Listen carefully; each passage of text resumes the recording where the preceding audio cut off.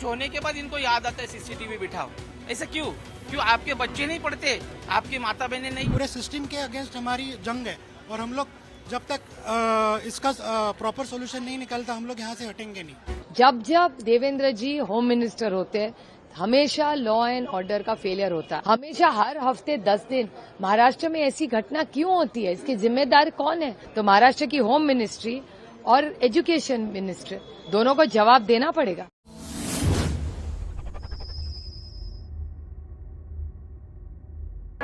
बदलापुर की घटना हुई है वो बहुत ही गंभीर है। वहाँ पर जिस प्रकार से 2 बच्चियों के साथ वहाँ के एक सफाई कर्मी ने एक प्रकार से कुकर्म करने का प्रयास किया या कुकर्म किया है, ये बहुत ही गंभीर इस प्रकार की बात है और हम इसकी बहुत ज़्यादा निंदा करते हैं। और राज्य सरकार ने इस मामले में एक एसआईटी का निर्माण किया है। आईजी लेवल की महिला अधिकारी को एसआईटी का उसमें न्याय मिल पाए, इस प्रकार का हमारा प्रयास होता है। महाराष्ट्र की सरकार क्या कर रही है? महाराष्ट्र की पुलिस इस देश की सबसे अच्छी पुलिस यंत्रणा है, लेकिन जिस तरह से महिलाओं पे अत्याचार हो, कोयता गैंग हो, आप देखिए क्राइम इस राज्य में बढ़ता जा रहा है और क्राइम की जिम्मेदारी किसी होम मिनिस्ट्री पे है। तो महाराष्ट्र की होम मिनिस्ट्री और एजुकेशन मिनिस्ट्री दोनों को जवाब देना पड़ेगा। और मेरी मुख्यमंत्री जी से सवाल है, मैंने उनका स्टेटमेंट देखा लेकिन उनके गृह मंत्री कहाँ है?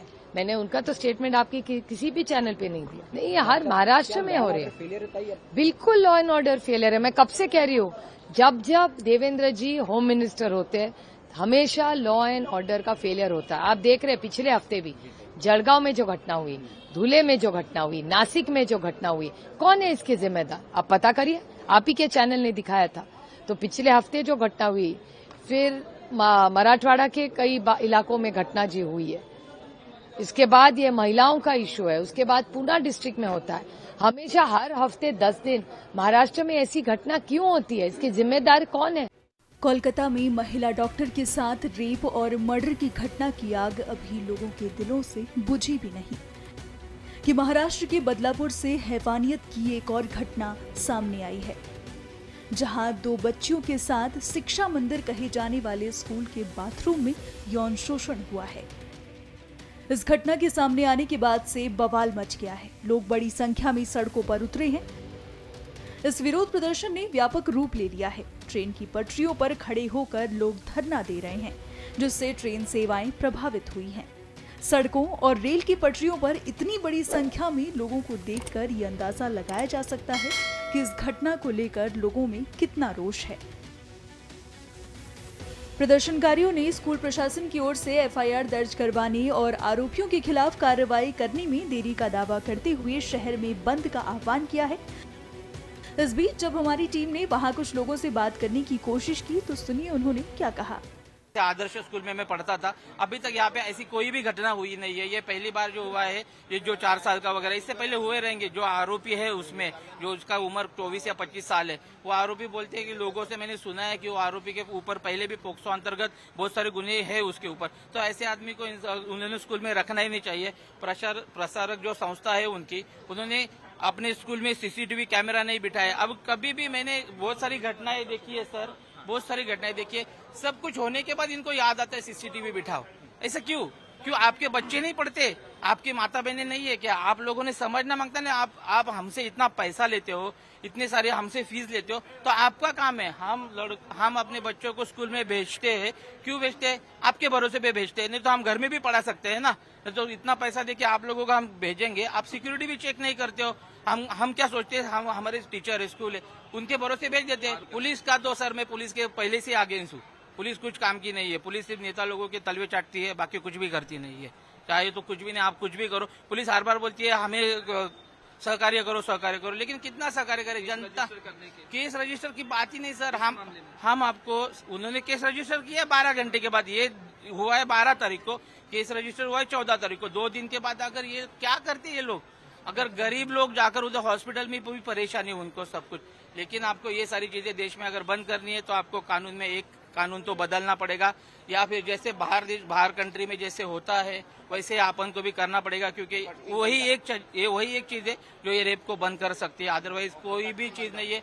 आप देखो कितने रेप होते हैं, किसी को भी फांसी होती है नहीं होती हमें पता ही नहीं चलता है। तो दूसरा कोई यही नहीं करता है ना, डर ही नहीं है। डर पैदा करो, डर बनाओ। डर अगर बनाओगे तो ये चीजें होने वाली है, नहीं तो जिंदगी में कभी भी ना आपकी माँ बहन सुरक्षित है ना मेरी माँ बहन सुरक्षित है। जो आक्रोश है ये जनता का पूरी सिस्टम के लिए है, पुलिस प्रशासन है, हॉस्पिटल है, और उसके बाद अभी भी जो चल रहा है, जो आंदोलन कर रहे हैं उनके ऊपर जो जोर जबरदस्ती चल रही है वो भी सही नहीं है। तो ये पूरा सिस्टम है, उसके लिए जनता भी रेलवे ट्रैक पे आई है। अगर आप देखोगे कि कोई भी नेता, कोई भी आमदार खासदार यहाँ पे आया नहीं है कि आप आके बात करो लोगों से, क्या है इसका मसला, कैसे हम लोग निकालेंगे, but nobody is taking initiative. तो ये बढ़ता जाएगा अगर कोई इंटरफेयर नहीं करेगा। और पब्लिक बहुत परेशान हो गई है, ये पूरे सिस्टम के अगेंस्ट हमारी जंग है, और हम लोग जब तक इसका प्रॉपर सॉल्यूशन नहीं निकलता हम लोग यहाँ से हटेंगे नहीं। बताया जा रहा है कि 4 साल की दोनों बच्चियों के साथ गर्ल्स वॉशरूम में 23 वर्षीय पुरुष सफाई कर्मचारी ने यौन उत्पीड़न किया है।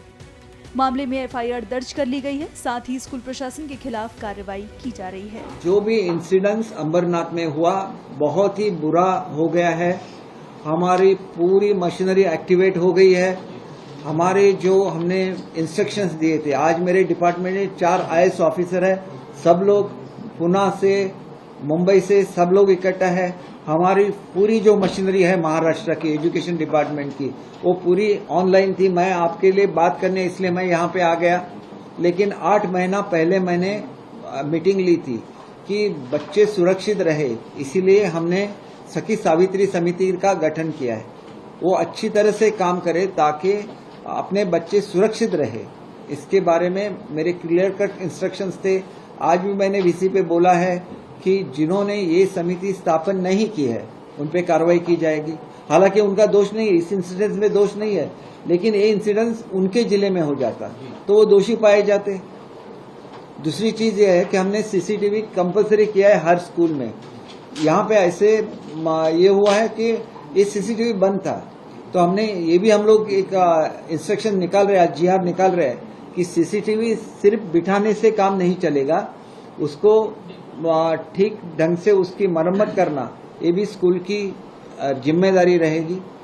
इसमें जो 4 टीचर्स थे, मतलब 2 टीचर है, एक हेडमास्टर है, एक क्लास टीचर है और 2 असिस्टेंट है जो बच्चों को देखती थी, क्योंकि वे प्री प्राइमरी के बच्चे थे, KG जूनियर KG वाले बच्चे थे, तो उनको भी सस्पेंड किया गया है और उस स्कूल को भी नोटिस दिया गया हुआ है। और एक ऐसे पाया गया था कि ये जो इंसिडेंस हुआ वो 13 से 16 तक हुआ था और 18 तारीख को इसके 13 से 16 तक हुआ था और 18 को जब कंप्लेंट दी गई तो 12 घंटे तक इसका कुछ कॉग्निजेंस नहीं लिया गया, इसलिए वहां की जो सीनियर PI है उनको ट्रांसफर किया गया है।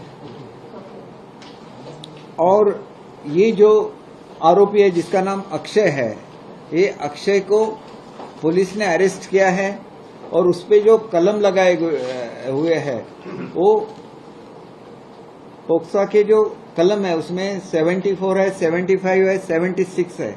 अगर इकट्ठा ये प्रूव हो जाता है तो इसको कुल मिला के 13.5 साल की सजा हो सकती है। इस वीडियो को शेयर कीजिए फेसबुक पर, व्हाट्सएप पर, यूट्यूब पर। जल्द मिलते हैं अगले वीडियो में, तब तक के लिए आप सबका इस वीडियो के अंदर बने रहने के लिए दिल से धन्यवाद।